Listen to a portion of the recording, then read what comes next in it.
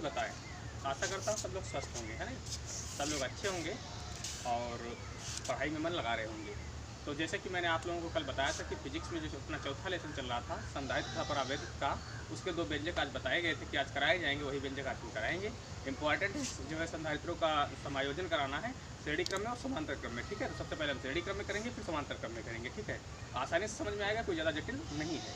बस आप लोगों को केंद्रित रहना है और उस पर फोकस करना है कि हाँ कौन कौन से पॉइंट इंपॉर्टेंट है, बस उनको देख लेना है। तो हो सकता है आसानी से हम समझ पाएंगे और व्यंजक हो जाएंगे, जिसके जरिए हम न्यूमेरिकल लगा पाएंगे, ठीक है। तो ज़्यादा बात ना करके आइए फटाफट हम व्यंजक कर लेते हैं, क्योंकि ज़्यादा समय लगता है तो उसमें जो है पिक्चर बड़ी हो जाती है तो दिक्कत होती है, इसलिए आइए फटाफट हम व्यंजक देख लेते हैं। आइए, ठीक।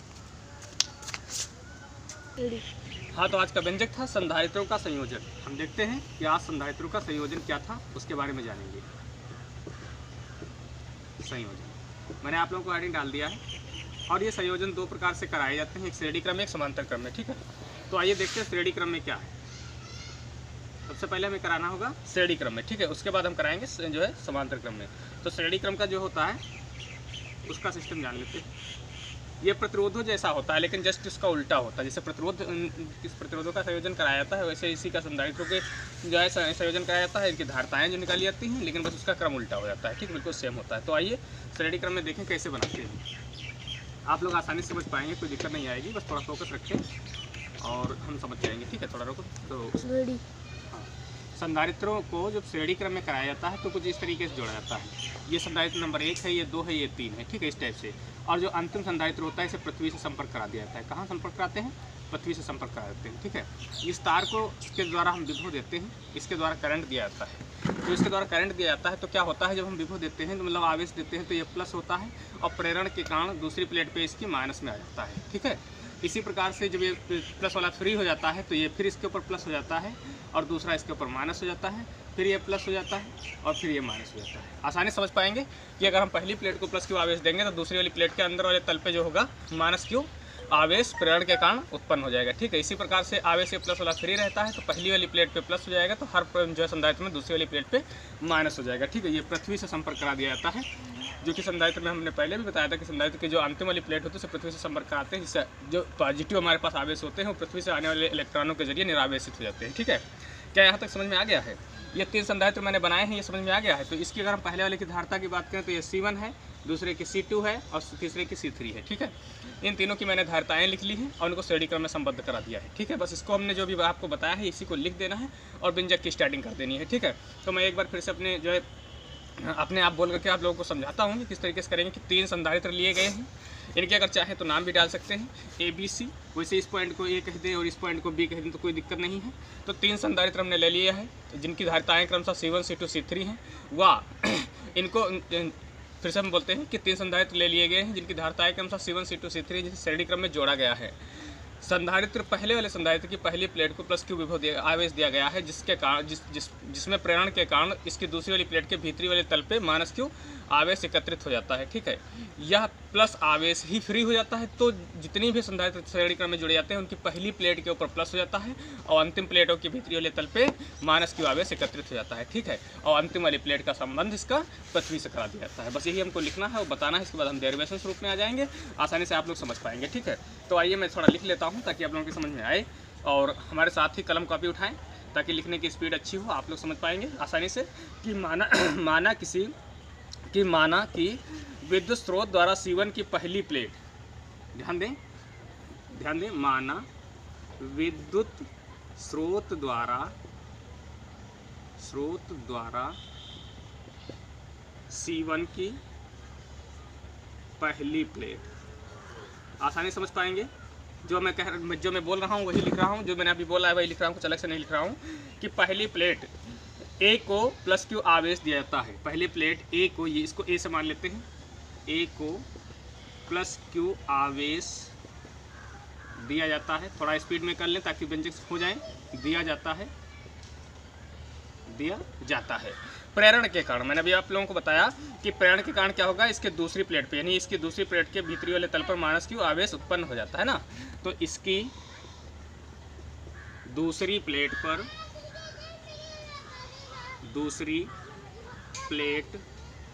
के भीतरी वाले तल पर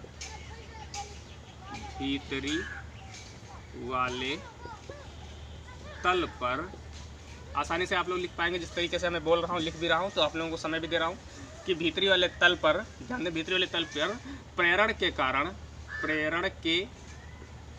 कारण माइनस क्यू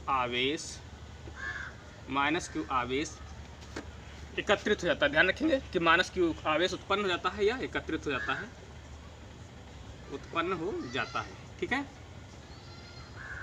जाता है। यहाँ तक समझ में आया। अब हम जब जान गए हैं कि प्लस क्यू अगर हम देखें तो दूसरी वाली तल जो प्लेट है उसके पहले वाले तल पर माइनस क्यू आवेश एकत्रित हो जाएगा। तो ये प्रक्रिया जितने भी संधारित्र जोड़े जाएंगे, मैंने तो 3 ही जोड़ा है, 10, 20, 50 जो भी चाहो जोड़ सकते हैं। तो हर बार में यही आएगा कि पहली वाली प्लेट पे जो है प्लस क्यू, दूसरी वाली प्लेट पे माइनस क्यू एकत्रित हो जाएगा। एक श्रृंखला हमारी चलती रहेगी, क्रिया जारी रहेगी, ठीक है। तो हम इसको आगे कह सकते हैं कि तथा इसका स्वतंत्र आवेश प्लस क्यू, ध्यान रखें, तथा इसका स्वतंत्र आवेश प्लस क्यू, तथा इसका स्वतंत्र आवेश प्लस क्यू, ध्यान रखें कि प्लस क्यू दूसरे संधारित्र C2 की पहली प्लेट पर, दूसरे संधारित्र की पहली प्लेट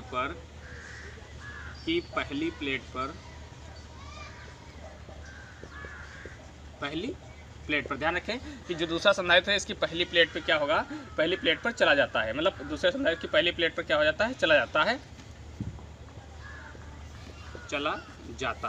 ना। इसी प्रकार अब क्रियाएं आगे बढ़ती रहेंगी ना, इसी प्रकार से प्रेरण के कारण दूसरी वाली प्लेट पे इसके माइनस हो जाएगा ना। तो हम कह सकते हैं कि इसी प्रकार श्रेणी के सभी संधारित्रों की पहली प्लेट पर, इसी प्रकार संधारित्रों की पहली प्लेट पर प्लस क्यू आवेश तथा दूसरी प्लेट पर माइनस क्यू आवेश एकत्रित हो जाएगा। सब बच्चे अब समझ गए होंगे, आपको इसमें जो दिक्कत नहीं रहेगी कि माइनस क्यू आवेश उत्पन्न हो जाएगा ना, उत्पन्न हो जाएगा,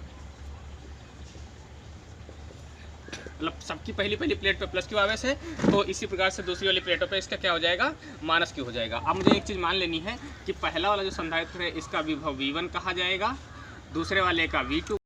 हाँ, हमको मान लेना होगा कि पहले वाले का विभव V1 मैंने लिख दिया है, दूसरे वाले का विभव V2 लिख दिया, इसी प्रकार से तीसरे वाले का विभव V3 लिख दिया। क्या ये समझ में आ रहा है कि इसका विभवांतर V1 है, इसका V2 V3 है, ठीक है।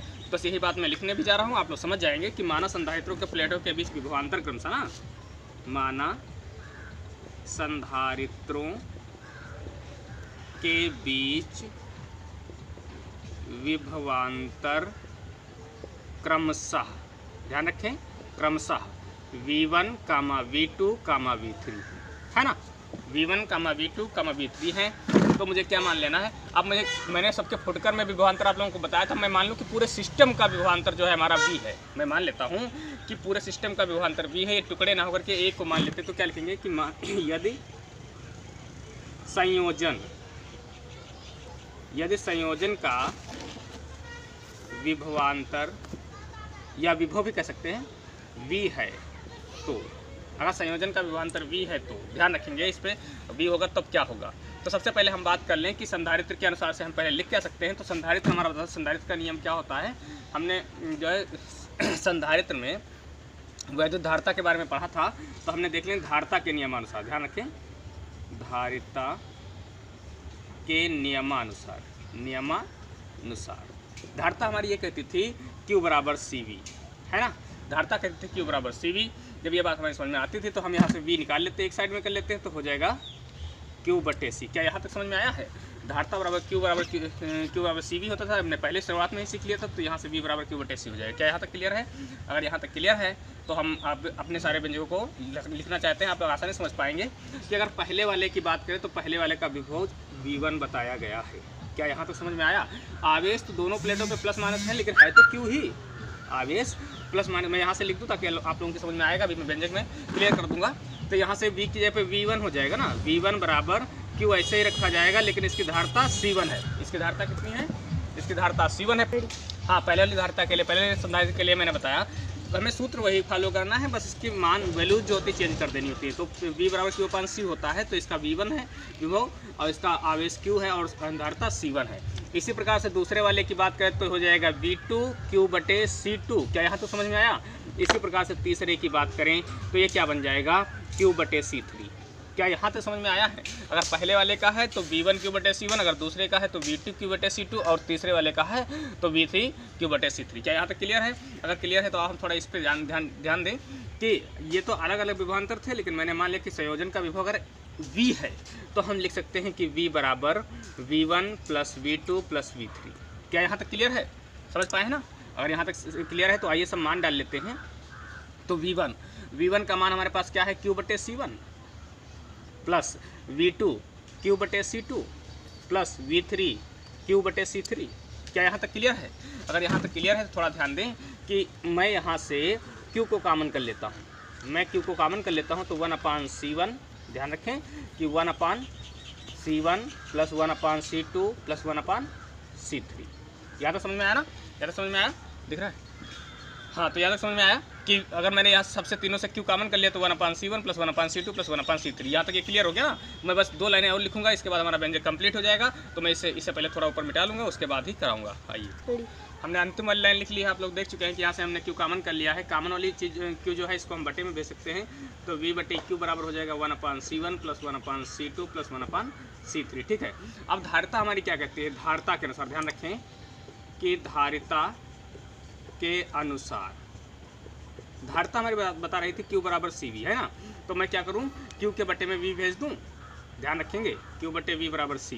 दोनों पक्षों को उलट देता हूं, दोनों पक्षों को उल्टा कर देता हूं। तो V ऊपर हो जाएगा, Q नीचे हो जाएगा, इधर 1/C हो जाएगा। क्या ये क्लियर है? अगर ये क्लियर है तो ध्यान रखें, जो व्यंजक मैंने यहाँ पे निकाला था इसको मैं समीकरण फर्स्ट कर देता हूँ। तो यहाँ पे V/Q लिखा है, तो क्या यहाँ पे हम 1/C लिख सकते हैं? क्योंकि V/Q का मान मैंने निकाल लिया है, तो 1/C हो जाएगा ना? तो हम लिख सकते हैं कि 1/C बराबर 1/C1 1/C2 प्लस 1/C3। सब लोग समझ गए होंगे कि 1/C1 plus 1/C2 plus 1/C3। ठीक है। तो यहाँ से हम समझ पा रहे हैं कि हमारा जो श्रेणी क्रम में संयोजन होता है वो किस तरीके से होता है। 1/C1 बराबर 1/C2 प्लस 1/C3 प्लस मतलब इस टाइप से जितने भी होंगे टोटल हम इसी तरीके से जोड़ पाएंगे। तो ये हमारा श्रेणी क्रम का संयोजन है। आइए फटाफट समांतर क्रम का देख लेते हैं। आइए, हाँ, दूसरा व्यंजक है संधारित्रों का संयोजन ही है, लेकिन इस बार हमें समांतर क्रम में करना है। कैसे करना है? समांतर क्रम में करना है, सब बच्चे ध्यान दें, आसानी समझ पाएंगे। हम दावा करते हैं बिल्कुल वैसे ही, बस थोड़ा सा अंतर आएगा और कोई अंतर ज़्यादा विशेष नहीं आएगा। तो समांतर क्रम में क्या करते हैं, इनको खड़ा खड़ा जोड़ा जाता है इस तरीके से। एक संधारित्र ये बन गया, एक संधारित्र ये बन गया और एक संधारित्र ये बन गया। ठीक है। तो मुझे क्या करना है, एक लाइन इससे ले लेनी है। इनकी पहली प्लेटें जो होती हैं, पहली प्लेटों को एक में संबंध करा दिया जाता है और दूसरी प्लेटों को दूसरे से संबंध करा दिया जाता है इस टाइप से। ठीक है। इसका संबंध हम किसी वैद्युत स्रोत से करा देते हैं जिससे आवेश देते हैं, और इसका संबंध हम पृथ्वी से करा देते हैं, जैसे कि अभी हमने इससे पहले देख लिया है। ये प्रक्रिया हमारे समांतर क्रम की है। तो इसको मैं अगर +Q आवेश दूंगा तो इसके ऊपर आवेश जो पहुंचेगा प्लस मतलब आवेश जो दिया जाएगा वो टुकड़ों में बढ़ जाएगा। ध्यान रखें कि आवेश कैसे बटेगा, टुकड़ों में बढ़ जाएगा। टुकड़ों में बटने का मतलब ये हो जाएगा विभव सबका एक ही रहेगा समांतर क्रम में, बस टुकड़ों में बढ़ जाता है। ठीक है, 1 मिनट के लिए मैं अभी बात करता हूँ। तो इसमें आइए देखते हैं कि पहला जो बिंदु लिया है हमने A, जिसकी पहली प्लेटों को A से संबंध करा दिया, इसको एक जो है स्रोत के विद्युत स्रोत के द्वारा जोड़ दिया गया, जिसके जरिए हमें आवेश दूंगा। और ये दूसरा वाला जो बिंदु B है, इसकी दूसरी प्लेटों को जोड़ दिया जाता है जो पृथ्वी में चला जाएगा। ठीक है। तो अगर मैं इसको आवेश Q में दूंगा तो ये क्या हो जाएगा, 3 जगह बढ़ जाएगा। यानी प्लस अगर हम कहें +Q1 इसको पहुँचा है तो ये -Q1 हो जाएगा पहले वाले जैसा। अगर +Q2 इसको पहुँचा है तो ये -Q2 हो जाएगा। अगर +Q3 इसका पहुँचा है तो ये -Q3 हो जाएगा। इसकी धारिता C1, इसकी धारिता C2 और इसकी धारिता C3 हम कह सकते हैं। ठीक है। और टोटल का विभव हमने V मान लिया। टोटल का विभव क्या मान लिया गया, V मान लिया गया। ये चीज़ समझ में आया होगा कि समांतर क्रम में क्या होता है, सीधे सीधे 3 संधारित्रों को जोड़ दिया जाता है। इनकी पहली प्लेटों को एक साथ संबंध करके एक से जो है वैद्युत स्रोत से संबंध करा दिया जाता है, दूसरी प्लेटों को एक साथ में संबंध करा करके इसे पृथ्वी से जुड़ दिया जाता है। इससे बाहरी वाले आवेश जो है पृथ्वी से जो है निरावेशित हो जाते हैं, धनावेश पृथ्वी से निरावेशित हो जाते हैं। ठीक है, क्लियर है। तो आए देखते हैं इसको हम कैसे करते हैं, फटाफट देख लेते हैं क्योंकि थोड़ा समय कम है, इस तरीके से स्पीड ज़्यादा है। तो आइए देखते हैं। तो सबसे पहले हम क्या करेंगे कि 3 संधारित्र, ध्यान रखें थोड़ा लिखने वाली प्रक्रिया जो होगी हम लिखते हैं 3 संधारित्र,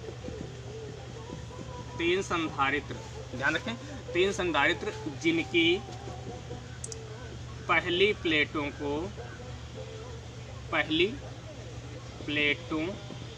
के बाहरी तल को एक वैध स्रोत से जोड़कर, ध्यान रखें, जोड़कर आवेश दिया गया है, आवेश दिया गया है जो तीनों प्लेटों पर उत्पन्न हो जाता है, आ जाता है, ठीक है। जिनके कारण, ध्यान रखें, जिनके कारण इनकी दूसरी प्लेटों के भीतरी वाले तल पे, के भीतरी वाले, ध्यान रखें, तल पर निगेटिव कहते हैं या माइनस में कहते हैं ना, माइनस आवेश एकत्रित हो जाता है ना, ऋणावेश एकत्रित हो जाता है, ऋणावेश उत्पन्न हो जाता है, ठीक है। तो देखें, तो हम कह सकते हैं यदि माना इनकी धारिताएं क्रमशः, इनकी धारिताएं क्रमशः, मैंने बहुत कम थ्योरी कराई है शॉर्टकट में, इससे कम मत करना नहीं तो नंबर कटौती हो जाएगी। धारिताएं क्रमशः C1, C2, C3 हैं, व संपूर्ण विभव V है, वह संपूर्ण विभव V है। क्या ये बात समझ में आई है? अगर ये समझ में आया है तो धारिता के नियमानुसार अब हम देखते हैं कि धारिता के नियमानुसार क्या होगा। धारिता के नियमानुसार धारिता हमारी बताती है Q बराबर CV, है ना। धारिता बताती है Q बराबर CV। पहले के लिए बात करें तो यहाँ पे आवेश हमारे पहले में क्या है, Q1 है, ठीक है, और इसकी धारिता C1 है, और विभव तो V सबका बराबर ही हमने लिख दिया, सबका विभव कितना है, V है ना। इसी प्रकार से दूसरे की बात करेंगे तो ये Q2 हो जाएगा, C2 हो जाएगा। तीसरे की बात करेंगे तो क्या बनेगा, तीसरे की बात करेंगे तो Q3 और C3 हो जाएगा। क्या यहाँ तक क्लियर है? अगर क्लियर है तो आओ देख लेते हैं। तो मुझे क्या लिख देना है, आगे बात मान लेना है कि माना संपूर्ण संयोजन का आवेश Q है। ध्यान रखें कि माना संपूर्ण संयोजन का आवेश Q है ना। तब अगर टोटल Q है तो हम कह सकते हैं टोटल जो होता है टुकड़ों का योग होता है, मतलब टुकड़े जो जोड़े गए हैं वो टोटल बन जाएगा ना। तो सबके मान हमको पुट करा लेने हैं। सबके मान पुट कराएंगे तो Q1 का मान हमारा क्या बनेगा, C1V बनेगा, C1V। ध्यान रखें बच्चे कि C1V बनेगा प्लस इसका बनेगा C2V और इसका बनेगा C3V। क्या यहाँ तक क्लियर है? अगर क्लियर है तो सब पूरे से कॉमन क्या हो रहा है, V कॉमन हो रहा है, सब लोग समझ पा रहे हैं। तो C1 plus C2 plus C3 है ना, V कॉमन हो जाएगा तो C1 plus C2 plus C3 हो जाएगा। इसको बटे में ले आएंगे यानी Q बटे V हो जाएगा। तो ये बनेगा C1 plus C2 plus C3 ना। C1 बराबर हो जाएगा Q बटे V बराबर हो जाएगा C1 plus C2 plus C3। ये समझ में आया होगा। अच्छा, मैं एक बात शॉर्टली आप लोगों को समझाना चाहूँगा, आप लोग समझ पाएंगे कि यहाँ पे देखें धारिता है, अगर Q बराबर CV होता है, अगर Q बराबर CV होता है तो Q के बटे में V भेज दे तो इधर C बचेगा ना, यानी Q बटे V बराबर C हो जाएगा ना। अगर Q के बटे में V को भेजा जाएगा तो इधर C ही तो बचेगा, यानी Q बटे V बराबर C होता है ना। तो Q बटे V बराबर हम किसकी जगह पे C लिख सकते हैं ना। हमने समझा दिया, आप लोग समझ गए होंगे कि Q अगर इसके बटे में V भेजेंगे तो Q बटे V बराबर C हो जाएगा, यानी हम यहाँ पे Q बटे V लिखा है, यहाँ पे हम C लिख सकते हैं ना। यानी समांतर क्रम की बात करेंगे अगर हम, थोड़ा ध्यान दें, थोड़ा गड़बड़ हो गया, मैं दोबारा लिख लेता हूँ। तो C बराबर C1 plus C2 plus C3। अगर समांतर क्रम की बात करें तो समांतर क्रम में जो है धारिताओं का संयोजन क्या होता है, संधारित्रों का संयोजन क्या होता है, उनकी जो धारिताएं होती है टोटल धारिताओं का योग होता है। और जबकि श्रेणी क्रम में क्या होता है, उनके व्युत्क्रम का योग जो होता है टोटल व्युत्क्रमों के योग के मतलब बराबर हो जाता है, मतलब व्युत्क्रम जो होता है उनके टोटल संधारित्रों के व्युत्क्रमों के योग के बराबर हो जाता है ना। तो यहाँ तक क्लियर है, हम लोग समझ पाए होंगे। ये क्या है हमारा, ये समांतर क्रम का व्यंजक है। इससे पहले हमने श्रेणी क्रम में सीखा था और ठीक है, आइए आगे देखते हैं। आइए अब इसके आगे देख लेते हैं। हाँ, तो आज के लिए इतना ही। मैंने आप लोगों को 2 व्यंजक कराए हैं और आगे फिर कल कराया जाएगा। और मन से समझेंगे तो ये व्यंजक समझ जाएंगे, अगर मन से नहीं समझेंगे तो भैया थोड़ा टफ तो खैर ही है। इसके न्यूमेरिकल्स भी दिक्कत हो जाएंगे आप लोगों को समझने में, फिर न्यूमेरिकल समझ में नहीं आएंगे। हमने देखा है कि कुछ बच्चे अच्छी तरीके से इसको कंटेस्ट नहीं कर रहे हैं, इसमें पढ़ नहीं रहे, तो थोड़ा अच्छा नहीं लग रहा है, मन भी नहीं कर रहा है। सब लोग जानते हो जब कोई काम की जब वैल्यू बढ़ती है तभी आदमी काम करने में मन लगाता है, जब तक काम की वैल्यू नहीं होती तब लोग आदमी काम में मन नहीं लगाता। कोई भी व्यक्ति हो तो थोड़ा थोड़ा उसको निगलेक्ट करने लगता है, उसी को वहीं से ड्रॉ करने लगता है। तो इसलिए मैंने आज देखा है कि चलो ठीक है। और कल की वीडियो मैंने देखा था कि ज़्यादा बच्चों ने इंटरेस्ट नहीं लिया था, जबकि मैं इतनी मेहनत से बनाता हूँ वीडियोज़ को। आप लोग सब लोग जानते हो जब आदमी मेहनत करता है तो उसका कहीं ना कहीं रिजल्ट आना चाहिए, दिखना चाहिए, ठीक है। तो मैंने आज थोड़ा कम समय था इसलिए मैंने शॉर्ट में बनाया, स्पीड में बनाया। चलो आइए देखते हैं, फिर कल देख लीजिए।